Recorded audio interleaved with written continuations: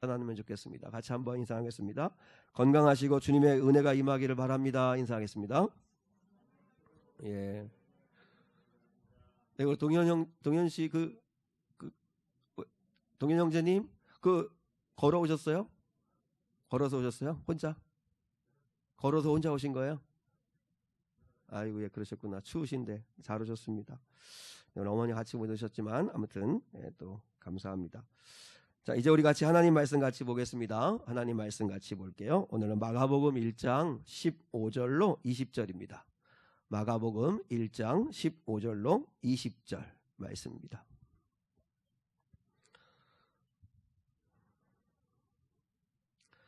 우리 한 목소리로 하나님 말씀을 함께 우리 받들어 읽겠습니다. 15절부터 20절까지 같이 한 목소리로 받들어 읽겠습니다. 시작. 이르시되 때가 찼고 하나님의 나라가 가까이 왔으니 회개하고 복음을 믿으라 하시더라. 갈릴리 해변으로 지나가시다가 시몬과 그 형제 안드레가 바다에 금을 던지는 것을 보시니 그들은 어부라. 예수께서 이르시되 나를 따라오라. 내가 너희로 사람을 낚는 어부가 되게 하리라 하시니 곧 그물을 버려두고 따르니라. 조금 더 가시다가 세베대의 아들 야고보와 그 형제 요한을 보시니 그들도 배에 있어 그물을 깁는데 곧 부르시니 그 아버지 세베대를 품꾼들과 함께 배에 버려두고 예수를 따라가니라. 아멘. 아멘. 오늘 본문 1장 15절은 이렇게 예수님이 비전을 말씀을 하십니다. 예수님이 오신 목적을 말씀하시는 거죠. 때가 되었다. 때가 찼다. 하나님의 나라가 가까이 왔다. 그러니 회개하고 복음을 믿으라. 이렇게 이야기를 합니다. 하나님의 나라, Kingdom of God이라고 영어 성경에 되어져 있는데요. 이 하나님의 나라라고 생각하면 여러분 어떤 느낌이 드세요? 조금 추상적이다, 조금 막연한 느낌이 듭니다. 선뜻 이해가 잘 안 됩니다. 하나님의 나라가 왔다 그러면 잘 이해가 되지 않습니다. 근데 오늘 15절로 20절까지의 말씀을 한 주간 동안 이렇게 읽고 묵상하면서 제가 깨달은 것이 무엇이냐면 예수님이 하나님의 나라라고 하는 어떤 추상적인, 어떤 좀 선뜻 이해가 안 되는 큰 거대 담론과도 같은 주제를 말씀하시고 난 다음에 그 하나님의 나라를 시작하는 첫걸음으로 아주 구체적인 일을 하셨다는 거죠. 그게 뭐냐면 15절에서 비전을 말씀하시고 난 다음에 16절에서부터는 무엇을 하시냐면 사람을 찾아가셨다는 것입니다. 사람을 찾아가셔서 만나시고 사람을 부르시는 일을 하셨다는 거죠. 그래서 베드로, 야고보, 요한을 만나셨고 부르셨습니다. 그러니까 우리가 이렇게 이해할 수 있습니다. 하나님의 나라는 바로 사람이었다. 하나님의 나라는 사람이었다. 그러니까 조금 더 우리가 이해할 수 있는 거죠. 그래서 오늘 첫 번째로 우리가 생각하기 원하는 건 오늘 두 가지를 좀 나누려고 하는데, 첫 번째는 우리가 신앙생활을 하는 데 있어서 큰 질문을 경계해야 된다 하는 것입니다. 자칫 잘못하면 우리가 신앙생활을 하시는데 뜬구름 잡는 신앙생활을 할 수 있다는 것입니다. 우리가 신앙생활을 추상적으로 할 수 있다라고 하는 거예요. 한 율법학자가 예수님께 찾아와 물었습니다. 선생님이요, 내가 무엇을 하여야 영생을 얻을 수 있습니까? 엄청나게 큰 질문을 한 거죠. 내가 무엇을 하여야 영생을 얻을 수 있습니까? 영생이 뭡니까? 영생을 어떻게 얻는 겁니까? 이런 질문을 합니다. 근데 예수님께서 결론적으로 주신 말씀이 뭐였냐면 내 하나님을 사랑하고 그리고 그와 같이 내 이웃을 사랑해라 하는 말씀을 주셨습니다. 그러니까 이제 이 사람이 자기를 옳게 보이려고 한다는 게 뭐냐면 나는 하나님 이만하면 난 사랑하고 있는 사람이야. 내가 율법을 연구하고 율법에서 얼마나 많이 아는 사람인데, 그리고 난 충분히 율법을 다 행하고 있는 사람이야. 그래서 주님 앞에서나 많은 주변의 사람들 앞에서 자기를 좀 드러내려고 하는 마음을 가지고 그렇게 묻죠. 그러면 내 이웃이 누구입니까? 하나님을 사랑하는 건 내가 그만큼 했으니까 지금 잘하고 있는 거고, 그러면 이웃을 사랑하라고 하는데 그러면 이웃이 누구입니까? 하고 예수님께 묻습니다. 그때 예수님이 저와 여러분이 잘 알고 있는 선한 사마리아인의 이야기를 해주신 거죠. 그러면서 그 사람에게 이렇게 물었어요. 네 생각에는 제사장과 레위인과 사마리아인 이 세 사람 중에 누가 강도 만난 자의 이웃이 되겠느냐 이렇게 물었어요. 그때 이 사람이 대답합니다. 자비를 베푼 사람입니다. 그때 예수님이 이렇게 말씀하죠. 너도 가서 그와 같이 하여라. 너도 그와 같이 가서 하여라. 자, 이 사람이 예수님께 제일 처음에 왔을 때는 예수님을 시험하려고 와가지고 내가 뭘 해야 영생을 얻을 수 있습니까? 구원을 얻을 수 있습니까? 이렇게 이야기를 질문했습니다. 큰 질문을 했는데 예수님은 아주 구체적인 답을 주셨다는 거예요. 왜냐하면 이 사람이 그냥 영생을 얻으리다 이러면 너무 막연하니까. 그래서 그 사람에게 가장 구체적인 질문이 뭐죠? 네 주변에 강도 만난 자에게 자비를 베풀어라. 오늘날 강도 만난 자가 얼마나 우리 주변에 많습니까? 마음의 강도를 당한 자가 있죠. 어떤 상처되는 비수 같은 말 한마디에 깊은 상처를 받고 아파하는 강도 만난 자가 있을 수 있고, 경제적인 큰 타격을 입고 경제적으로 강도 만난 자가 있을 수도 있고, 인간관계 속에서도 강도 만난 자가 있을 수도 있고, 또 영적으로 시험된 사람도 있고, 건강상 갑자기 강도를 만나는 것 같은 그런 어떤 건강의 문제를 만난 사람도 있을 수 있고, 우리 주변에 가만히 보면 강도 만난 자가 있다는 거죠. 그 강도 만난 자에게 네가 할 수 있는 자비를 베풀어라. 네가 할 수 있는 자비를 베풀어라. 예수님은 아주 구체적으로 말씀을 하셨죠. 우리는요, 사랑이란 무엇인가? 영생을 어떻게 얻는 건가? 신학이란 무엇인가? 큰 질문을 갖고 살아가는데 예수님은 매일 만나는 사람에게 자비를 베풀어라. 매일 얼굴 부딪히는 사람에게 친절을 베풀어라. 진실한 마음으로 도와줘라. 그 누구를 대하든 진실한 마음으로 그를 대해라. 주님이 그렇게 말씀하시는 거죠. 최근에 이어령의 마지막 수업이라고 하는 책이 발간이 되었습니다. 그래서 나오자마자 제가 주문을 해서 책을 받아서 조금 읽었는데요. 그 책의 목차 가운데에 큰 질문을 경계하라 라고 하는 챕터가 있습니다. 큰 질문을 경계하라라고 하는 제목이 있는데, 내용이 뭐냐면 어느 날 그 이어령 교수에게 그 지방에서 이렇게 벌을 치는 그 한 사람이 이어령 교수에게 꿀단지를 들고 찾아왔답니다.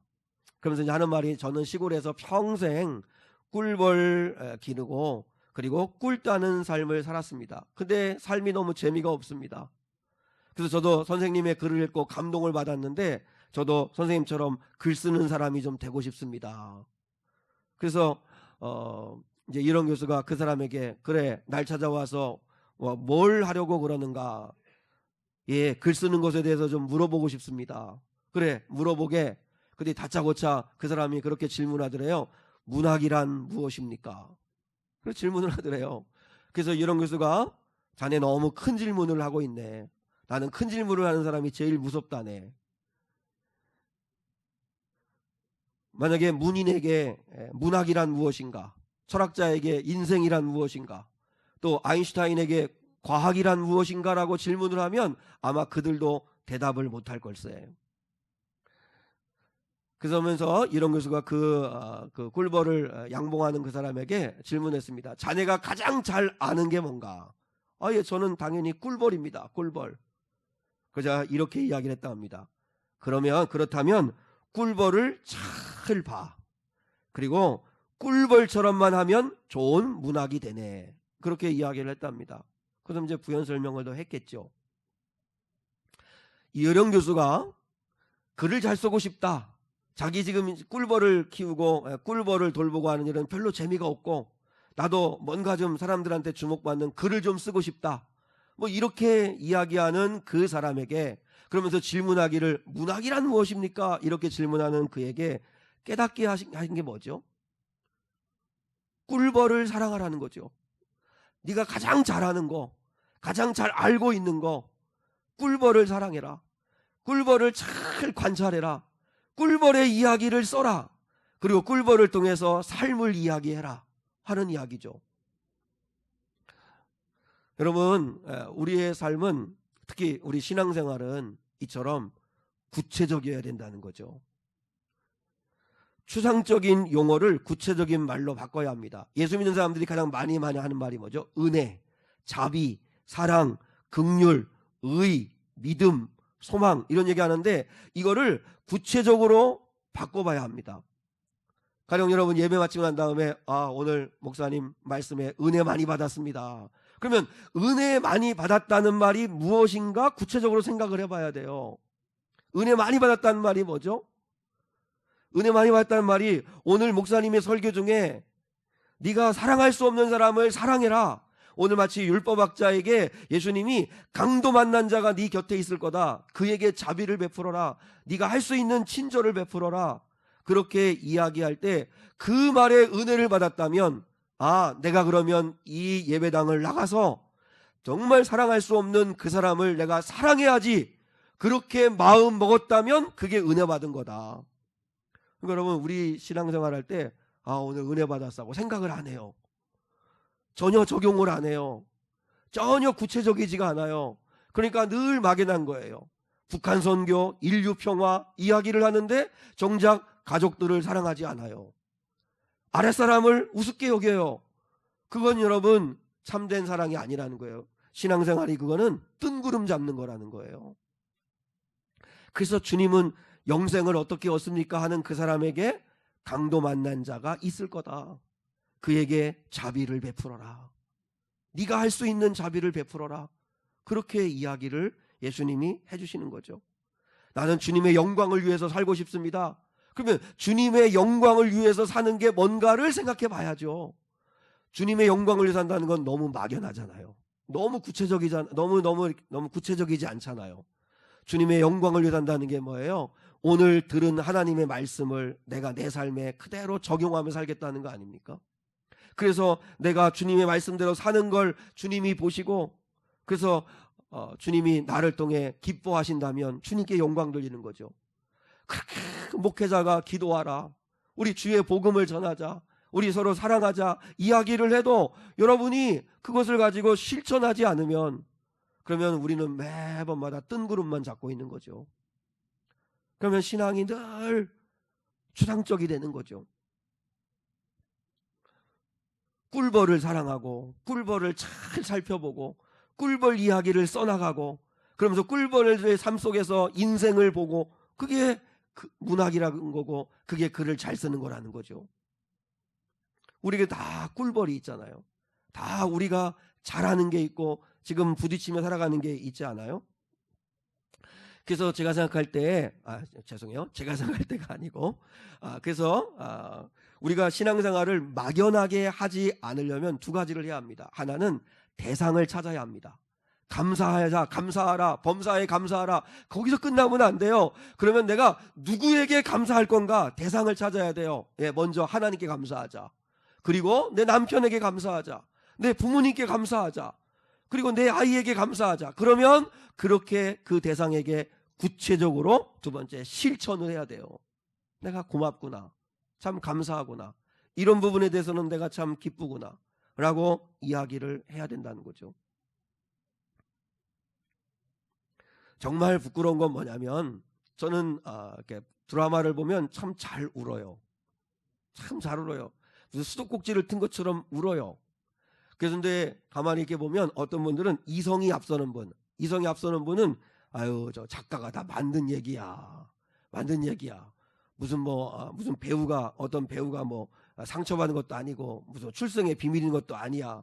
그래서 이성이 앞서는 사람은 울지 않아요, 그죠? 근데 이 감성 지수가 높은 사람은 그냥 감정이 앞서니까 그냥 눈물부터 나요.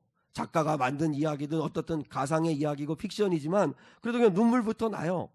근데 그럴 때마다 너무 부끄러운 게 뭐냐면 세상에 그 드라마나 영화나 그 슬픈 장면을 보고 그 아픈 사연을 그거 보고 그거는 그렇게 닭똥 같은 눈물을 흘리면서도 정작 나와 함께 살을 디비며 살아가는 우리 아내나 우리 조카나 우리 아이들이나 내 부모님이나 내 사랑하는 성도들에게는 나는 어떤가?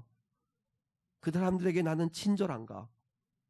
여러분, 함께 살아가는 가족을 위해서는 내가 닭똥 같은 눈물을 몇 번이나 흘려봤나. 그죠? 정말 나를 만나고 함께 더불어 살아가면서 삶이 고달프고 힘들고 지치고 아플 텐데 그런 마음은 전혀 이해를 못하고 드라마 영화 보면서는 그렇게 울면서도 정작 사랑하는 사람들, 주님이 맡겨주신 사람들에 대해서는 전혀 감사할 줄도 모르고, 그리고 또 용서할 줄도 모르고, 또 이렇게 도와줄 줄도 모르고, 그러면 안 된다는 거죠. 대상을 잘 정해야 된다는 거예요. 그리고 우리가 신앙생활하면 뜬구름 잡지 않으려면 좀 전에 말씀드렸지만 실천을 해야 합니다. 반드시 실천을 해야 됩니다. 그래서 여러분, 설교에 제일 중요한, 여러분이 신앙생활에 제일 중요한 건 적용입니다. 적용. 기도에 대해서 박사학위를 쓸 수 있어요. 박사학위를 가지고 있는 사람이라고 해서 그 사람이 기도의 사람이라는 건 아니에요. 박사학위가 없어도 기도에 대해서 여러분 논문을 쓰지 않았어도 기도의 사람이 있어요. 기도하는 사람이 되는 게 중요하죠. 예배학으로 박사학위를 받은 사람이 있어요. 근데 참된 예배자이냐는 다른 문제예요. 상담학을 전공했어요. 근데 막상 부딪히고 있는 사람들에게 오히려 따뜻하게 그들의 마음을 헤아리고 오히려 가까운 사람에게 상처를 더 주고 할 수도 있어요. 신앙생활이 뜬구름 잡는 신앙생활 되면 안 돼요. 그래서 오늘 설교 제목을 그렇게 정했어요. 우리가 신앙생활을 명사로 하면 안 되고 신앙생활을 동사로 해야 된다. 한번 따라하겠습니다. 신앙생활은 명사가 아니라 동사로 해야 합니다. 여러분, 우리 주님은 한 번도 말씀을 보세요. 명사로 설명한 적이 없어요. 기쁨. 오늘은 기쁨에 대해서 공부해 볼래? 자, 기쁨 1, 기쁨의 정의, 2, 기쁨의 적용, 3, 기쁨의 예, 이렇게 가르치지 않았어요. 감사, 아니면 사랑, 은혜, 이러면서 여러분 명사로 가르치지 아니하시고, 보세요. 성경을 보세요. 가서 복음을 전파하라. 기뻐해라. 사랑해라. 감사해라. 용서해라. 먼저 대접해라. 다 동사로 명령하셨잖아요. 그러니까 신앙생활은 사는 거예요. 사는 거. 근데 우리가 살지 않으면 우리 신앙생활은 늘 뜬구름만 잡고 있는 거예요. 바라기는 사랑하는 성도 여러분, 오늘 예수님은 하나님의 나라를 선포하자마자 16절에서 바로 갈릴리 해변으로 가셔가지고, 현장으로 가셔가지고 거기서 치열하게 살아가고 있는 사람들을 만나셨어요. 거기서부터 하나님의 나라를 시작하셨어요. 구체적이셨잖아요. 마찬가지로 우리들도 마찬가지예요. 우리들도 신앙생활하는 데 있어서 대상을 분명히 정하시고, 그리고 그 대상에게 실천하고 행동하는 그런 삶을 사는 저와 여러분이 될 수 있기를 주님의 이름으로 축복합니다. 두 번째, 예수님이 제자를 부르시는 장면을 한번 생각해 보세요. 자, 첫 번째로 생각하기를 원하는 건 예수님이 먼저 찾아가셨다는 거예요. 자, 우리 16절 한번 같이 읽어요. 16절 시작. 갈릴리 해변으로 지나가시다가 시몬과 그 형제 안드레가 바다에 금을 던지는 것을 보시니 그들은 어부라. 당시에 유대인들은 제자가 랍비를 찾아가는 거예요. 근데 여러분, 이거는 유대인들만이 아니라 모든 인생이 다 그런 것 같아요. 이 땅의 삶을 보면 보세요. 여러분, 학원을 갈 때도 학생이 학원의 강사가 누구냐, 어느 학원이 잘 가르치냐를 보고 선택해요. 그죠? 여러분, 환자가 의사를 선택하는 거예요. 내가 이 병을 어떤 의사에게 어느 병원 가가지고 치료받으면 잘할 수 있겠구나. 내가 특진비를 내가 더 내더라도 내가 그 의사한테 치료를 받아야겠구나. 환자가 결정을 하는 거예요. 환자가. 학생이 스승을 결정하는 거예요. 내가 이 대학에 가겠다. 이 교수한테 듣겠다. 내가 이 학원에 가서 이 강사에게 내가 듣겠다. 그렇게 결정을 해요. 근데 예수님이 직접 제자들을 찾아가셨다는 거예요. 전혀 다르죠. 여기에 놀라운 구원의 진리가 있는 거예요. 예수님은 그것도 갈릴리 해변으로 가셨다고 그랬어요. 왜 갈릴리 해변일까? 그 당시에 좀 내노라하고 똑똑한 인재들은 다 예루살렘에 많습니다. 영성이 있는 사람이라면 그 당시 대제사장에 아니면 제상 가문에 그런 젊은 자녀들 중에 부를 수 있잖아요. 아니면 진짜 영적으로 깨어있는 사람이면 광야에 에센 아빠처럼 금식하면서 금욕하면서 세례 요한처럼 경건 생활하고 있는 젊은이들이 있잖아요. 그들을 가서 부르시죠. 아니면 그것도 아니면 예루살렘에 가면 아니면 유명한 랍비들 있잖아요. 그 랍비들의 수하에서 배우고 있는 젊은 인재들이 있어요. 그 사람들을 좀 부르면 똑똑하고 잘난 사람 많이 부를 텐데 고린도전서 1장에 나온 말씀과 똑같아요. 부르심을 받은 너희들을 봐라. 너희들 가운데 문벌 좋은 자가 있더냐 학벌 좋은 자가 있더냐 같은 말이네요. 아니 집안 좋은 자가 있더냐 다 부족하고 연약한 자를 통해서 강하고 힘 있는 자를 부끄럽게 하려 하심이라 말씀하신 것처럼 하나님은 우리 예수님은 갈릴리 해변에 가셔가지고 그것도 단순 무식하게 단순 노동하는 어부들을 찾아 부르셨다는 거죠. 기억하셔야 합니다. 예수님이 우리를 선택하신 거지 우리가 예수님을 선택한 것이 아니라는 것을 기억하셔야 합니다. 그 말씀이 어디에 있냐면 요한복음 15장 16절에서 예수님이 이렇게 말씀하셨습니다. 자, 같이 한번 주보에 있는데 같이 읽어요. 시작. 너희가 나를 택한 것이 아니요 내가 너희를 택하여 세웠나니. 아멘. 아멘. 진짜 아멘 하셔야 돼요. 여러분 예수님이 분명히 말씀했어요. 너희가 나를 선택한 게 아니라 내가 너희를 선택했다. 내가 너희를 선택했다. 그 다음에요 선택한 이유를 말씀해 주셨어요. 시작. 이는 너희로 가서 열매를 맺게 하고 또 너희 열매가 항상 있게 하여 내 이름으로 아버지께 무엇을 구하든지 다 받게 하려 함이라. 아멘. 기억하셔야 합니다. 우리는 다 주님이 선택받아서 이 자리에 와 있는 것입니다. 그래서 교회에 온 사람은 딱 두 종류입니다. 예수님께 선택받은 건 다 선택받은 거 틀림없는데 예수님을 믿는 사람이 있고 아직 예수님을 믿지 않지만 예수를 믿을 기회가 있는 사람이 두 종류입니다. 교회 안에는 이미 예수를 믿은 사람이 있고 아직 예수를 믿지 않았지만 예수 믿을 가능성이 있는 사람, 두 종류의 사람들만 교회에 온 거예요. 근데 이 사람들은 다 어떤 사람이냐면 예수님이 택하여서 불러주신 거예요. 불러주신 거예요. 우리 가운데는 오늘 내가 일어나가지고 알람 소리 듣고 내가 일어나가지고 씻고 그리고 내가 자동차 운전하거나 아니면 걸어서 내 발로 내가 의지를 가지고 왔다고 생각하는 사람이 있죠. 또 어떤 사람은 이제 아마 우리 2부 때는 그럴 텐데 부모님이 깨워가지고 그래서 데리고 온 아이들도 있을 수 있습니다. 그런데 사랑 여러분 요한복음 6장 44절에서 예수님이 이렇게 말씀을 하셨어요. 자, 같이 한번 주보에 있는 말씀 봐요. 시작.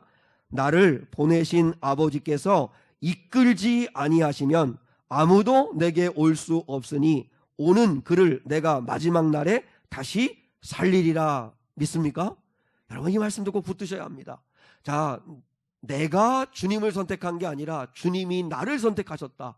그리고 오늘 이 자리에 여러분이 교회를 오셨다면 교회를 오신 건 여러분이 온 게 아니라 나를 보내신 아버지께서 여러분을 이끌어주지 아니하면 여기에 올 수 있는 사람이 없다는 거예요. 그리고 여기에 와서 예수를 믿고 구원받은 사람은 마지막 날에 다 살리겠다고 부활에 참여하게 하겠다고 주님이 말씀하신 거예요. 놀라운 복음 아니에요? 그러므로 우리가 여기에 온 게 아니고 주님이 나를 선택하신 것입니다. 그리고 나를 불러주신 것입니다.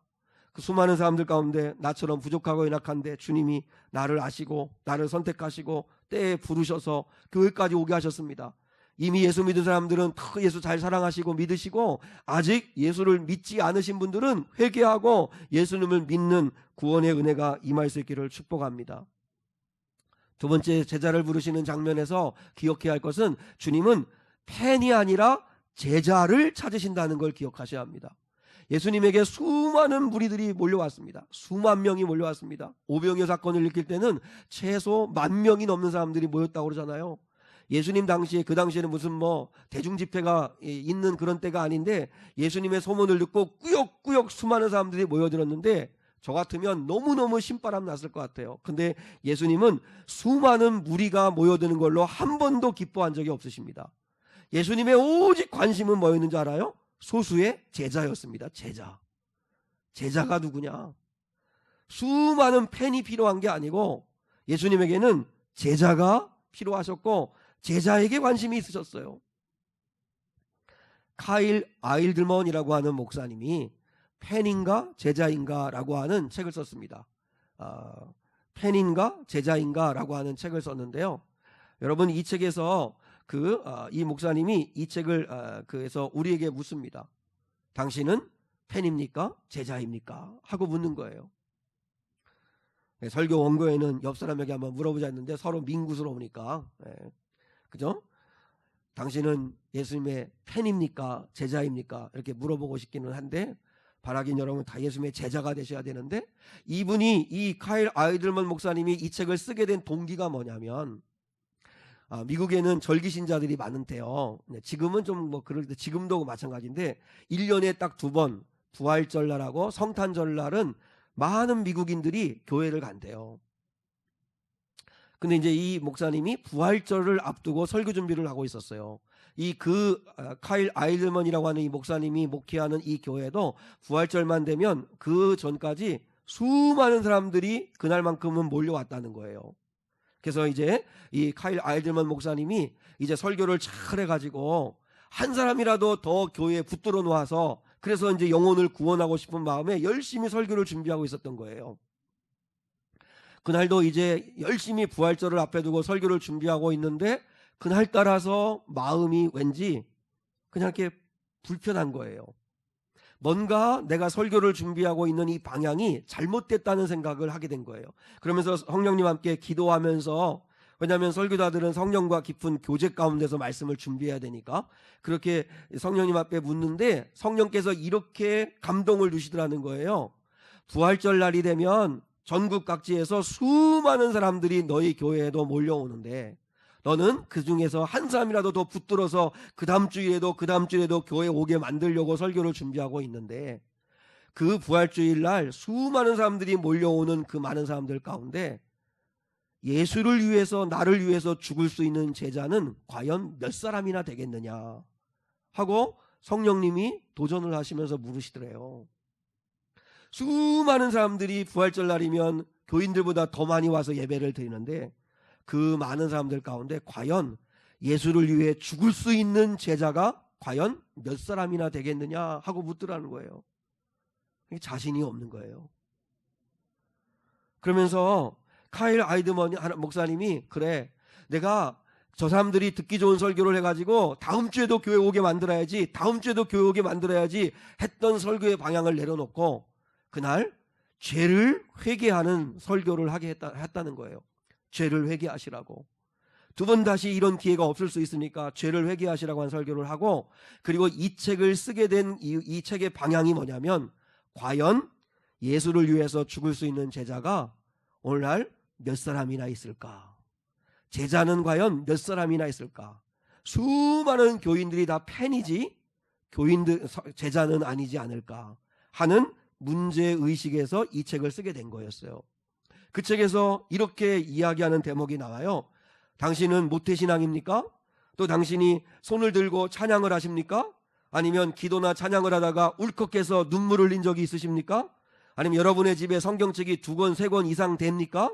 그리고 여러분이 스마트폰 컬러링을 CCM으로 하고 있습니까? 그렇다고 다 제자는 아닙니다. 이런 그런 내용이 있어요. 여러분, 우리가 어떻게 자칫 잘못하면 그냥 주님의 팬이에요. 제자는 정말 같이 죽고 살고 하기로 같이 동행하고 같이 살아가는 자가 제자인데 과연 제자가 몇이나 될까? 주님의 관심은 오직 제자를 찾는 거였어요. 제자를 부르시는 거였어요. 아마 지금도 주님의 관심은 제자일 거예요.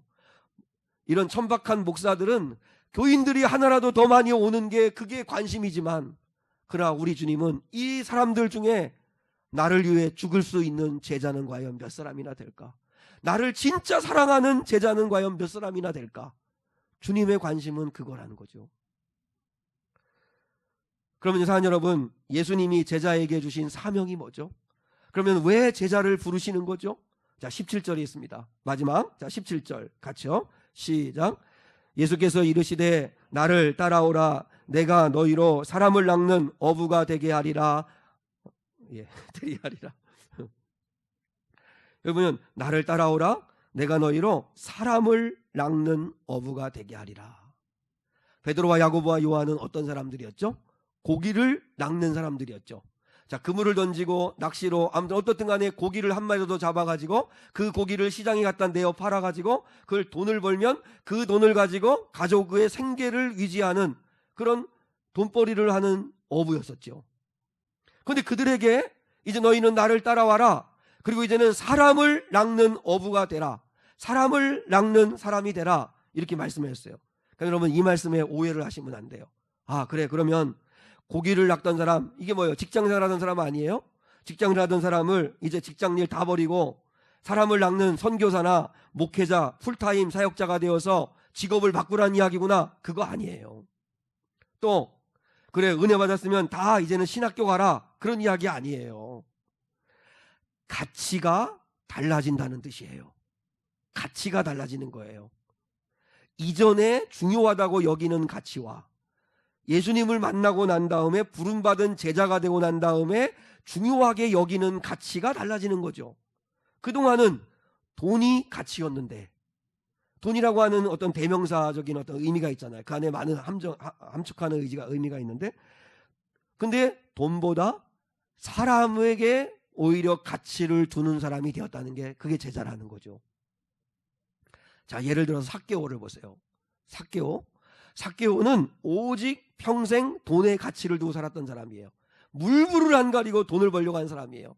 그래서 삭개오가는 세리장까지 된 사람이에요. 악명이 높은 사람이에요. 지옥 가장 밑바닥에 떨어질 사람이라고 다들 손가락질했던 사람이에요. 남의 남의 등골을 빼먹는 사람이었어요. 왜냐하면 이 사람은 오직 돈 있어야 무시 안 받고 돈 있어야 사람이 행세할 수 있고, 그래서 돈이 가치였어요. 근데 돈을 많이 벌어서 성경에 뭐라고 그랬어요? 누가복음 19장에 보니까 그는 부자라. 근데 행복하지가 않은 거예요. 전혀 행복하지가 않은 거예요. 돈이 행복을 줄 줄 알았는데 전혀 행복하지가 않은 거예요. 근데 그가 예수님을 만났어요. 늘 그 삭개오 주변에는 사람들이 오지만 돈은 넘쳤지만 사람은 없었어요. 그리고 사람들이 오기는 하지만 가족들을 포함해서 다 돈 때문에 다가오는 거지 자기를 있는 모습 그대로 사랑해서 오는 사람은 없었어요. 그러니까 늘 외롭죠. 근데 예수님을 만났어요. 구원을 받았어요. 가치가 달라졌어요. 돈만을 추구하던 사람이 이제는 자기 뭐라고 이야기해요? 내 재산의 절반을 가난한 자들에게 나누어 주고, 그리고 토색하여 빼앗은 것이 있으면 4배로 갚겠다고. 아마 은행 잔고는 아마 엄청나게 손실을 입었을지 모르겠어요. 근데 그때부터 삭개오는 예수 만나고 난 다음에 뭐를 낚기를 시작한 거죠? 사람을 낚기를 시작한 거죠. 그러면서 점점점 삭개오 곁에 사람들이 있게 된 거죠. 아마 삭개오는 틀림없이 행복했을 거라고 생각합니다. 여러분, 오늘 주님이 너는 고기를 낚는 사람이 아니라 이제는 사람을 낚는 사람이 되라라고 하는 이야기는 뭐냐면, 사람을 낚는 어부가 된다는 것은 돈보다 사람을 더 존귀하게 여기는 사람이 되라는 거죠. 우리 주변에요, 2종류입니다. 돈은 낚았을지 모르지만 사람을 잃어버린 사람들이 많습니다. 성공했어요. 성공한 사람이에요. 근데 아내를 낳지 못한 사람이 있습니다. 성공은 했는데 자녀를 낳지 못한 사람이 있습니다. 자녀와의 관계가 다 깨진 사람이 있습니다. 돈은 벌었는데 가족을 잃어버린 사람이 있어요. 돈은 벌었을지 모르지만 인심을 잃어버린 사람이 있어요. 그래서 늘 혼자예요. 늘 외로운 거예요. 사랑성도 여러분, 노년에 가장 두려운 게 뭔지 아세요? 나이 들고 은퇴하고 직장도 없고 할 때 노년에 가장 두려운 건 우리는 돈이 없는 거라고 생각하는데 아니에요. 돈보다 우선되는 게 뭔지 알아요? 노년에 가장 두려움은 외로움이래요. 외로움. 주변에 사람이 없는 거, 말벗이 없고 친구가 없고, 그리고 사람이 없는 거. 돈이 없는 건 두 번째고 외로움이라고 하는 거죠. 가족들도 없고 자녀들도 다 관계가 멀어지고, 그런 사람이 가장 힘들다는 거예요. 여러분, 그리스도인은 사람을 낚는 사람이 돼야 돼요. 또 한 종류는 뭐예요? 돈은 비록 많이 낚지 못했지만, 돈을 많이 벌지는 못했을지 몰라도 인심을 잃지 않은 사람이 있어요. 사람을 낚은 사람들이 있어요. 주변에 사람이 많은 사람들이 있어요. 사람을 살리는 사람들이 있어요. 주님은 그런 사람이 되기를 원하시는 거예요. 근데 놀라운 게 뭔지 알아요? 우리 하나님 아버지 앞에서 우리 주님은 인생을 살다 보면 돈만을 쫓는 사람은 결국은 돈도 잃고 사람도 다 잃게 돼요. 근데 하나님은 사람을 살리고 사람을 낚아 올리는 인생을 산 사람은 돈도 사람도 모두 얻게 하신다는 거예요. 그러므로 기억하셔야 합니다. 제자는 사람을 낚는 사람이라고. 여러분이 그리스도의 제자라면 여러분을 돈을 추구하는 사람이 아니라 그 하나님이 주신 돈을 은사로 활용하여 사람을 살리는 사람이 되셔야, 그래야 그게 가치 있는 인생이고 사람을 낚는 인생이 그게 제자로 부름받은 우리의 사명이라는 거죠. 그 사실을 기억하고 우리 모두가 제자가 되는 은혜가 있기를 주님의 이름으로 축복합니다.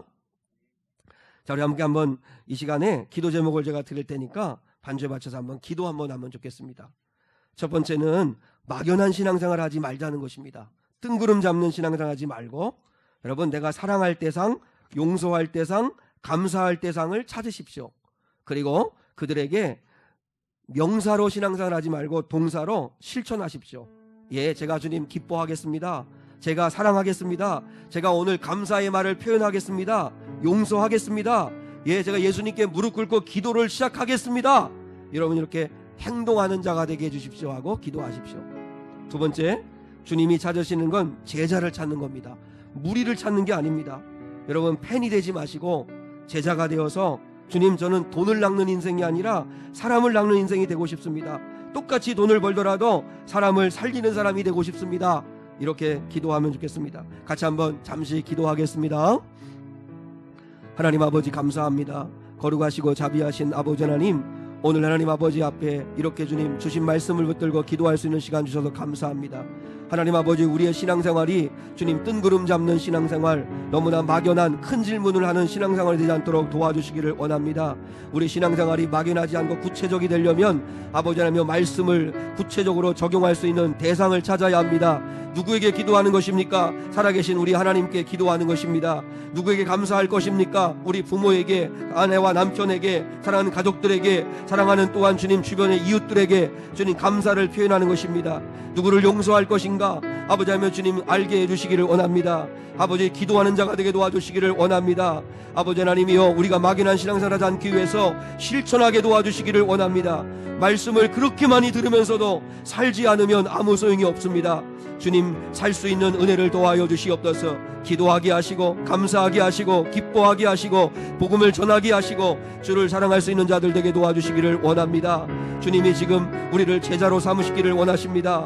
주님이여, 주님을 좋아하는 팬이 아니라 주님을 위해 죽을 수 있는 제자가 되기를 소망합니다. 지금은 비록 부족한 믿음이지만 주님을 따라가는 제자가 되고 싶습니다. 아버지 하나님이여, 그래서 제자로서 주님 거룩한 삶을 살기를 원합니다. 사람을 낚는 사람이 되고 싶습니다.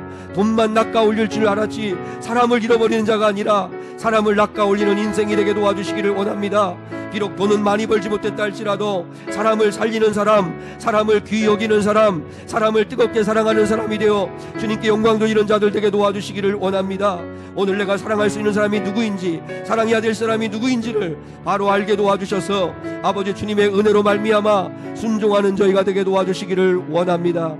함께하여 주시옵소서. 예수님의 이름으로 기도하옵나이다. 아멘. 전능하신 나의 주 하나님은 능치 못하실 일 전혀 없네. 우리 함께 이 찬양 하나님께 올려드리겠습니다.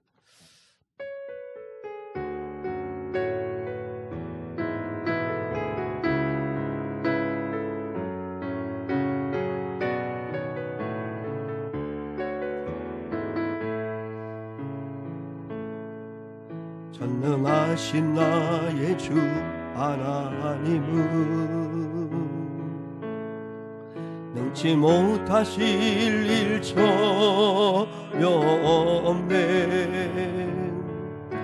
우리의 모든 간구도, 우리의 모든 생각도, 우리의 모든 꿈과 모든 소망도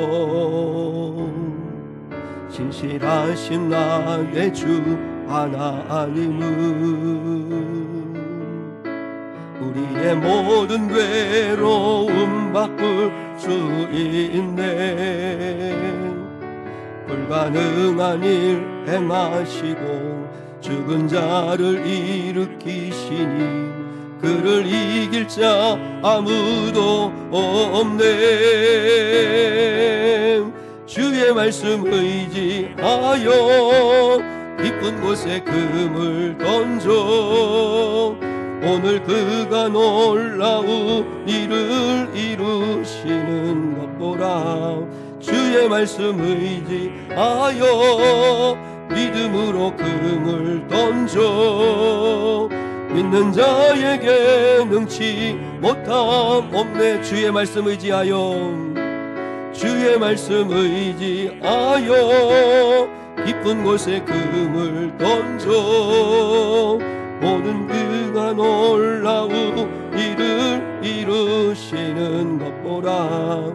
주의 말씀 의지하여 믿음으로 금을 던져 믿는 자에게 능치 못함 없네.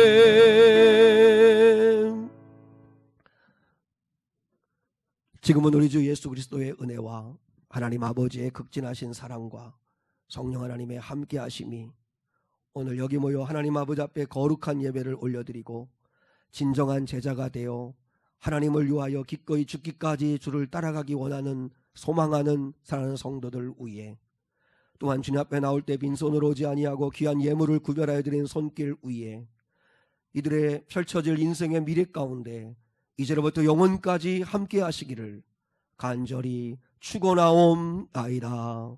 아멘.